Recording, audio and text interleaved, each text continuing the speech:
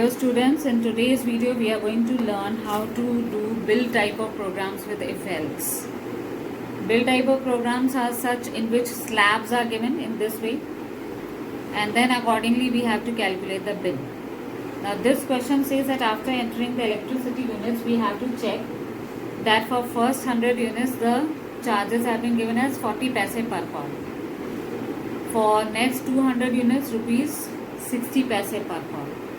And for above 300 1 rupees per call, and the rental charge that has been given is 250. Now how do we calculate the bill? Let's see that. After entering the units we will be checking with if units, suppose units was the input that you have taken, less than equal to 100, then bill is equal to whatever units you have consumed into 0.40 plus 250 rental charge. What's happening here? See, if units is less than equal to 100, first 100 units का मतलब ये नहीं है that पूरे 100 units होंगे. It can be like you have consumed only 50 units, you have consumed 75 units, 25 units, whatever units you have consumed. So per unit will be costing 40 paise. So we are checking here if the units is less than or equal to 100 and whatever units I have consumed into 40 paise plus 250 rental charge. That has to be given for the meter installation. Second condition is saying for next 200, so we will be saying else if units is greater than 100 and units less than equal to 300. Why I am writing less than equal to 300?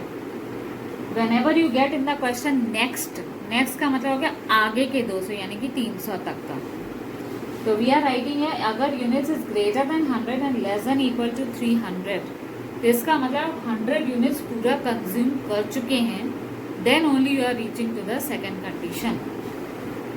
So the bill will be, आपको इसमें लिखना होगा that 100 units मैंने consume कर लिए, उसके तो 40 पैसे बनते हैं.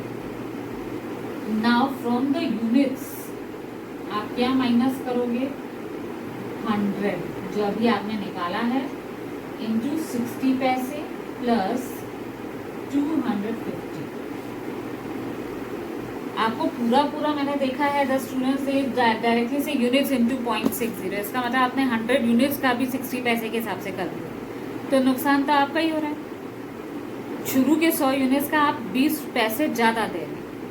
So first of all when you reach the second condition, तो आपको पहली कंडीशन इसका मतलब आप क्रॉस कर चुके हैं, तो उसके पूरे 100 यूनिट्स को 40 पैसे से मल्टीप्लाई करें, यूनिट्स में से वो 100 काट दें, whatever is left then you will be multiplying with 60 पैसे.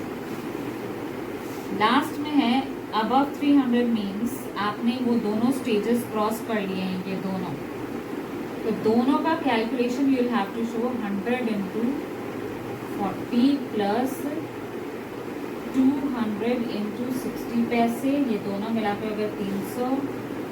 देन यूनिट्स में से यू विल बी सब्ट्रैक्टिंग 300, जो बचेगा इंटू 1 प्लस 250.